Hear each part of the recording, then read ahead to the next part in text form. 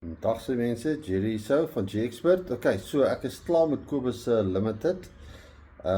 Turbostel EGR boostpipe downpipe gedoen en nou wag ek nou net vir die air filter om in te sit en daar's hy. Heel nice.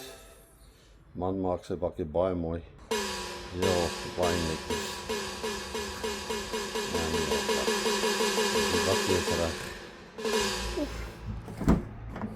Sy nuwe P300 Limited, baie nice, né?